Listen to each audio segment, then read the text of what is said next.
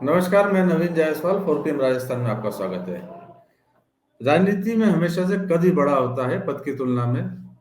यदि व्यक्ति का कद बड़ा है तो पद छोटा हो तब भी चल जाता है, लेकिन यदि व्यक्ति का कद नहीं है और पद बड़ा मिल जाए तो फिर उस नेता का संघर्ष बढ़ जाता है अपना मान सम्मान बनाए रखने के लिए, अपनी ही पार्टी का नेतृत्व करते हुए भी उसमें सम्मानजनक जगह हासिल करने के लिए।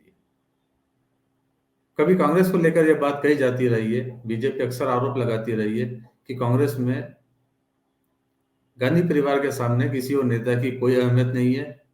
चाहे पार्टी का अध्यक्ष कोई दूसरा हो, अधिकृत रूप से वो नेतृत्व करता हो, लेकिन फिर भी कांग्रेस में तवज्जो मिलती है गांधी परिवार को ही। कमान गांधी परिवार के ही हाथ में रहती है। लेकिन यही स्थिति बीजेपी में भी है। यहाँ पर भी प्रधानमंत्री नरेंद्र मोदी या केंद्रीय गृह मंत्री अमित शाह के सामने किसी तीसरे नेता को वो तवज्जो नहीं मिल पाती है। और कई बार यह स्थिति होती है कि पार्टी के अध्यक्ष को भी वो सम्मानजनक जगह नहीं मिल पाती है, जिसको लेकर बीजेपी कांग्रेस की आलोचना करती रहती है।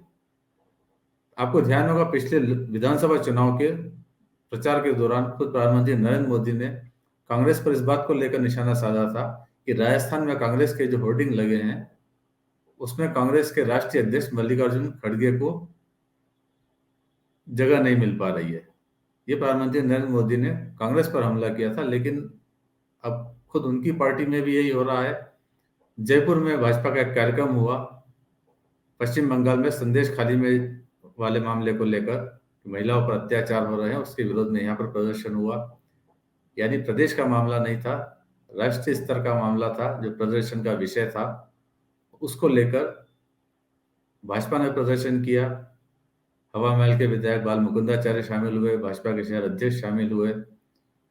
बड़ा सा बैनर होर्डिंग लगाया गया। होर्डिंग में तमाम बड़े नेताओं के फोटो मौजूद थे। प्रधानमंत्री नरेंद्र मोदी का फोटो था उसमें, केंद्रीय गृह मंत्री अमित शाह का फोटो था और प्रदेश के कई नेताओं के फोटो थे। लेकिन खुद पार्टी के राष्ट्रीय अध्यक्ष जेपी नड्डा का फोटो उसमें से गायब था।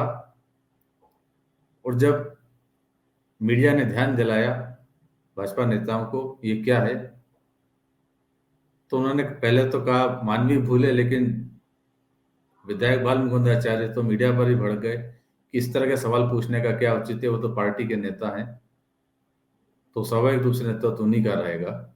अत्याचार हो रहा है वहाँ पर, जिस प्रकार से उसमें रोकथाम हो और राष्ट्रपति शासन वहाँ लगे, ये हम मांग करते हैं। महात्मा गांधी को प्रणाम करता हूँ, माँ भारती को प्रणाम करता हूँ। और आप हम सब जिस प्रकार से पूरे देश में माँ भारती की सेवा के लिए हमारी केंद्र सरकार से और राष्ट्रपति महोदया से कि पश्चिम बंगाल में राष्ट्रपति शासन लगाया जाए और जिस प्रकार के दुष्कर्म में लिप्त है ये लोग, ये सरकार टीएमसी, इनके खिलाफ कार्रवाई करे और तुरंत प्रभाव से इनको जेल के अंदर करे, बड़ी सजा इन लोगों को दिलवाई जाए। हम सब की मांग है। आज भारतीय जनता पार्टी का पूरे हिंदुस्तान में धरने प्रदर्शन है, उसको लेकर आज ये धरना किया। संदेश खाली में जो महिलाओं के साथ अन्याय, शोषण और उनकी जमीनों पर कब्जे का टीएमसी के सरकार द्वारा जो दुष्चक्र रचा गया, उसको लेकर आज ये विरोध प्रदर्शन किया।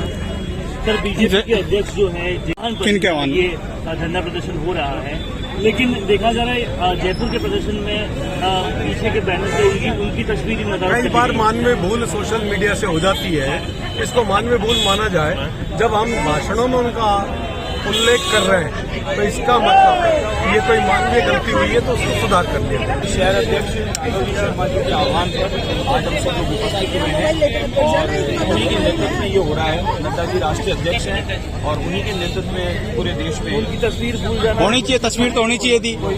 कोई हो सकता है प्रिंटिंग मिस्टेक का ऐसा रहा हो, बाकी ऐसा नहीं। ये तो व्यर्थ के सवाल है।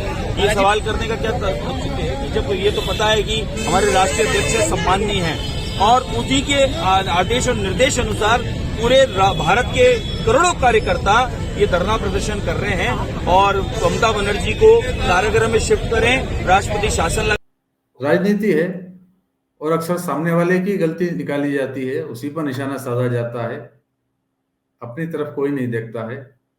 चाहे बात कांग्रेस की हो या भाजपा की हो, कभी भाजपा को मौका मिलता है कांग्रेस पर अटैक करने का, अब वही स्थिति भाजपा में भी हो रही है, क्योंकि नेता की अपनी अहमियत होती है, पद से कुछ भी नहीं होता है। अब बढ़ते हैं दूसरी खबर की तरफ। कांग्रेस के नेता राहुल गांधी की न्याय यात्रा फिर से शुरू हो गई है। 7 दिन पहले धौलपुर में हुई यात्रा खत्म हुई थी, उसके बाद से यात्रा पर विराम था और अब यात्रा का एक और दौर फिर से शुरू हो गया है। धौलपुर से ही शुरू हुआ और यात्रा को शुरू करने के लिए राहुल गांधी हेलीकॉप्टर से सीधे धौलपुर पहुंचे और एक खुली जीप में सवार हुए और जीप पे सवार होकर उन्होंने रोड शो किया। ये रोड शो करीब 3 किलोमीटर लंबा था और इसके लिए कांग्रेस के तमाम बड़े नेता राजस्थान के धौलपुर पहुंचे, उनके साथ यात्रा में शामिल हुए। जो खुली जीप थी, उस जीप में पूर्व मुख्यमंत्री अशोक गहलोत, प्रदेश कांग्रेस के अध्यक्ष गोविंद सिंह डोटासरा, प्रदेश प्रभारी सुखजिंदर सिंह रंधावा और दूसरे नेता भी मौजूद थे। राहुल हाथ हिलाकर अभिवादन करते रहे, बड़े उत्साह से स्वागत किया कांग्रेस के कार्यकर्ताओं ने और जो यात्रा थी रोड शो के साथ में निकलती हुई धौलपुर से मध्य प्रदेश की सीमा में प्रवेश कर गई, मुरैना की तरफ चली गई। ये दूसरा दौर था, एक दौर और होगा, राहुल गांधी फिर लौटेंगे राजस्थान इसी यात्रा के दौरान। लेकिन आज जो यात्रा थी उसमें खास बात यह थी कि राहुल के साथ जो जीप पर गहलोत, डोटासरा, रंधावा तो मौजूद थे, लेकिन सचिन पायलट नजर नहीं आए।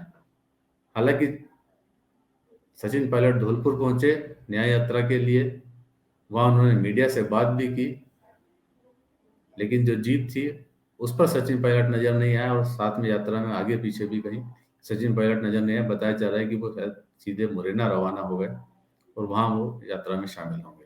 हालांकि सचिन पायलट क्यों शामिल नहीं हुए इसके बारे में कोई जानकारी नहीं दी गई है।